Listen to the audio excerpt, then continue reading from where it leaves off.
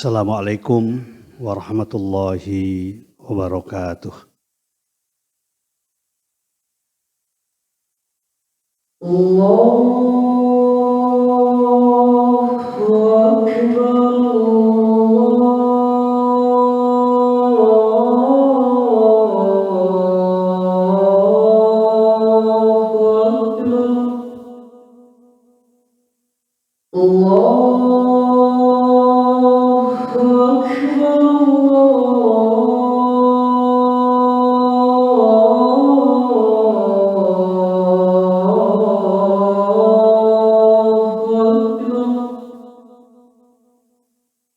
أشهد أن لا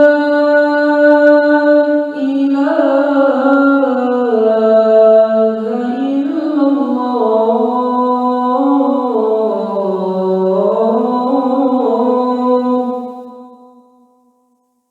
أشهد أن لا إله إلا الله.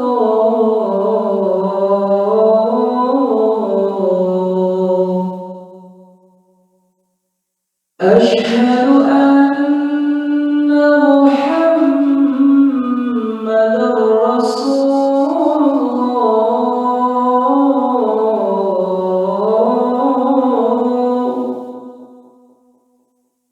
أشهد أن محمدا رسول الله.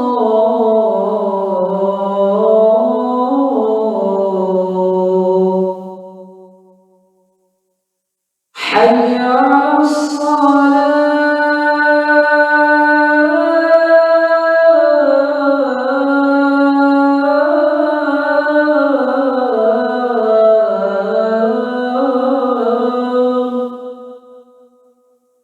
حي على الصلاة.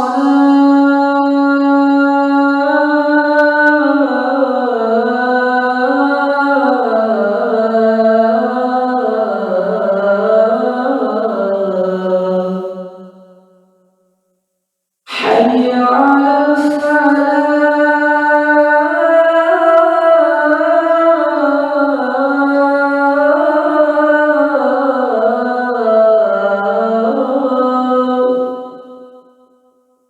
حي على الفلاح.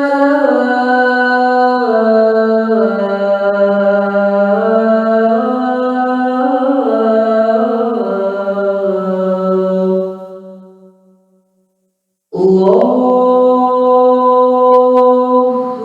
أكبر. الله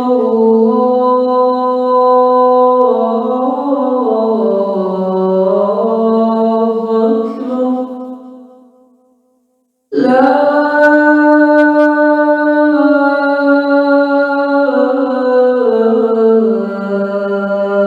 إله إلا الله.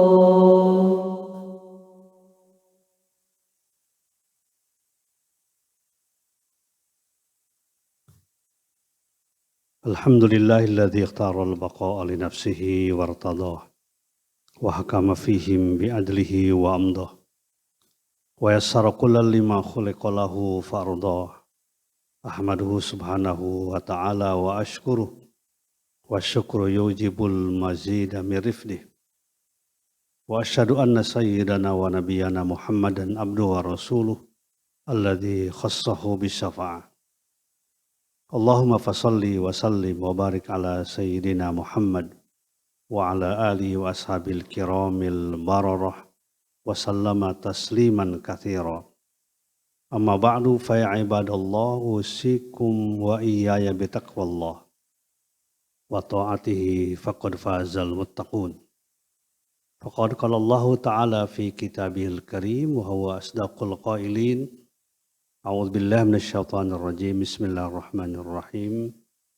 Ya ayyuhalladzina amanu taqullaha haqqa tuqatih wa la tamutunna illa wa antum muslimun. Wa atiullaha war rasula la'allakum turhamun. Sadaqallahul azim. Hadirin sidang Jumat rahimakumullah. Seorang pakar yang sangat masyhur dalam bidang tafsir di zaman sahabat, yaitu Abdullah bin Abbas atau dikenal dengan Ibn Abbas, yang beliau mendapatkan gelar sebagai Bahrul Ulum, lautan ilmu, walaupun dia masih muda menjadi tempat bertanya dari sahabat-sahabat yang lebih tua. Salah satu pernyataannya yang sangat luar biasa, beliau menyatakan seperti ditulis dalam berbagai macam tafsir, bahwa di dalam Al-Quran itu ada 3 prasa kalimat yang selalu dikaitkan satu dengan yang lainnya. Selalu diulang, dan 2 kalimat ini berkaitan satu dengan yang lain. Pertama adalah ati Allah wa ati Rasul. Selalu terkait kata-kata ati Allah wa ati Rasul. Taat kepada Allah dan taat kepada Rasul.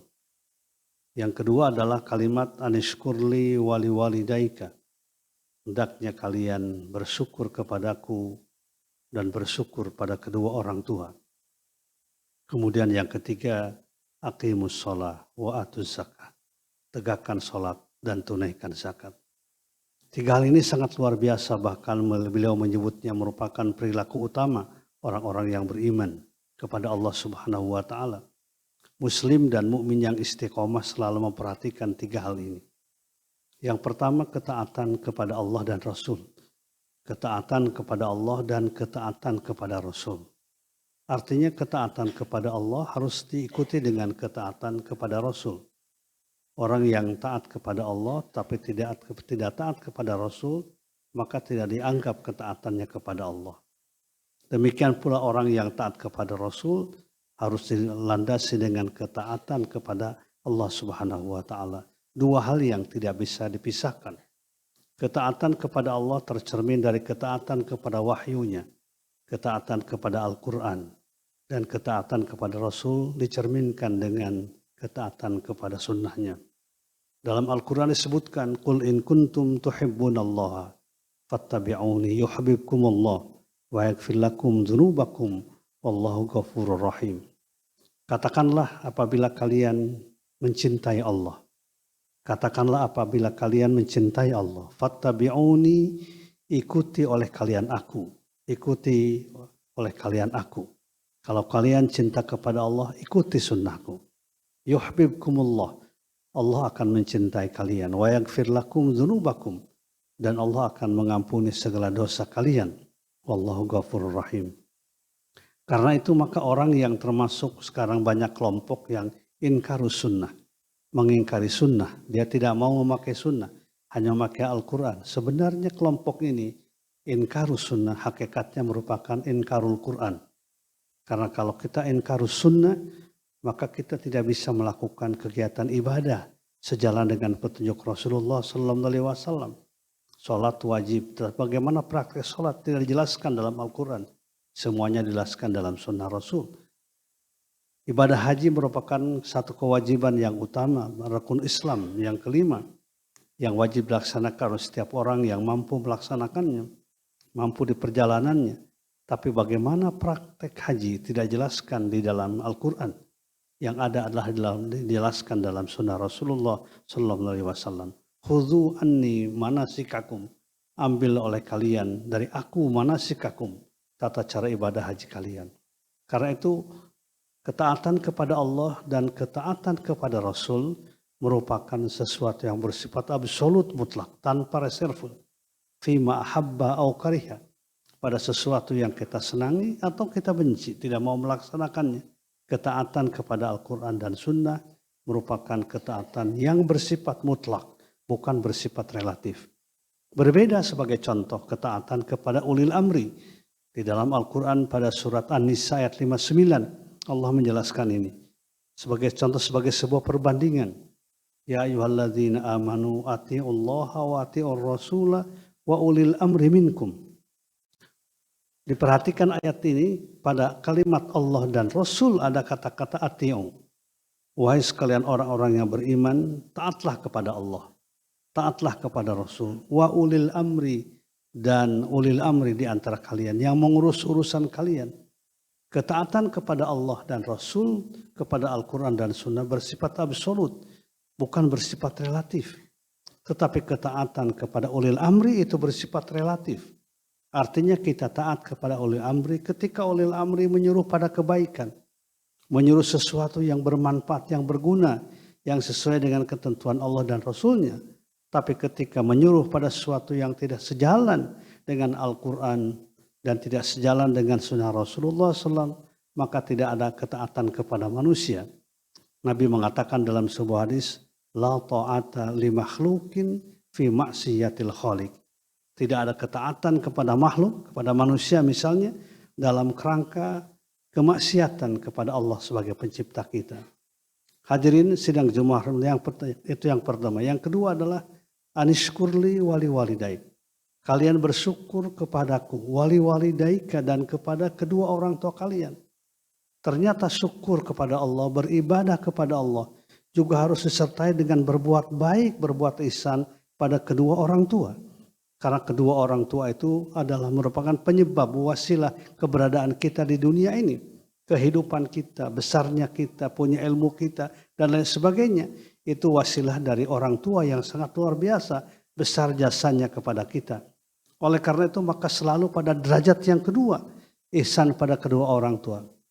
Di dalam Al-Quran misalnya diungkapkan, anta'budullaha wa la tusyriku bihi syai'a wa bil walidaini ihsana. Hendaknya kalian beribadah kepada Allah, wa bil walidaini ihsana, dan berbuat baik pada kedua orang tua. Ridallah fi ridal walidain, sukhtullah fi sukhtil walidain. Keriduan Allah berada pada keriduan kedua orang tua, dan kemurkaan Allah berada pada kemurkaan kedua orang tua. Ini sangat penting untuk kita sampaikan, kita ajarkan.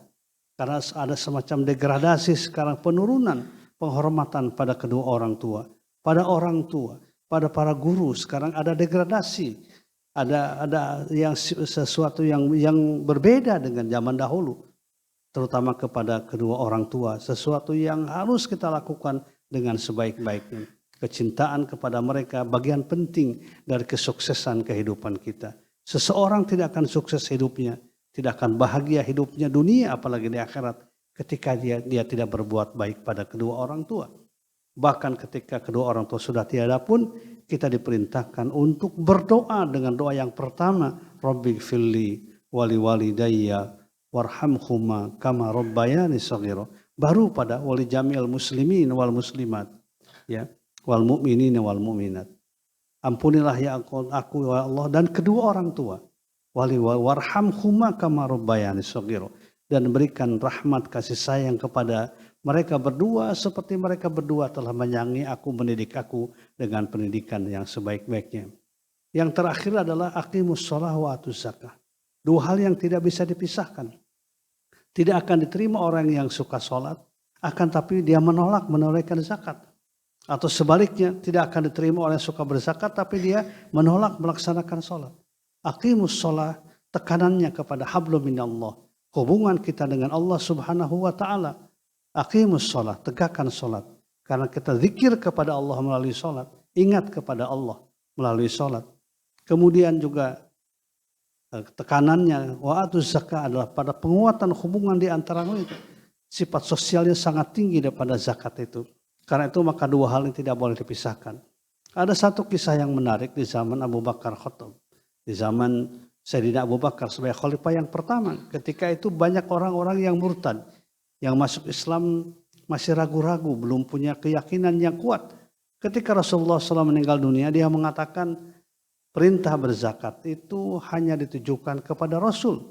Sedangkan kalau Rasul meninggal dunia maka tidak ada perintah berzakat. Kami tidak akan berzakat. Padahal dia sholat. Apa yang terjadi? Abu Bakar membuat sebuah statement yang pertama. Barangkali SK yang pertama kalau sekarang. SK sebagai presiden, sebagai kepala negara. Beliau membuatnya sangat tegas sekali. Yang mengagetkan para sahabat. Beliau mengatakan, Wallahi la uqatilanna man faraqas sholata waz zakah. Demi Allah aku akan memerangi orang yang memisahkan antara sholat dengan zakat. Tidak akan diterima orang sholatnya kalau dia menolak menunaikan zakat. Sebaliknya juga dia akan ditolak berzakatnya ketika dia menolak melaksanakan sholat ibadah kepada Allah Subhanahu wa taala. Jadi 3 hal inilah yang menjadi perilaku utama kita. Pertama, ketaatan kepada Allah dan Rasul. Yang kedua, bersyukur kepada Allah, berbuat baik pada kedua orang tua. Yang ketiga adalah menegakkan sholat dan menunaikan zakat. Mudah-mudahan Allah Subhanahu wa Ta'ala menjadikan kita muslim yang istiqomah, yang terus-menerus melaksanakan segala perintah Allah Subhanahu wa Ta'ala, dan kelak kita akan mendapatkan husnul khotimah. Amin ya rabbal alamin. Jalanallahu wa iyyakum minal faizinal aminin wa adkhalana wa iyyakum fi zumratil muwahhidin. A'udzubillahi minasyaitonir rajim. Bismillahirrahmanirrahim. Innal ladzina amanu wal ladzina hajaru wa jahadu fi sabilillah ulaika yarjuna rahmatallah wallahu ghafurur rahim wa qur rabbighfir warham wa anta arhamur rahimin.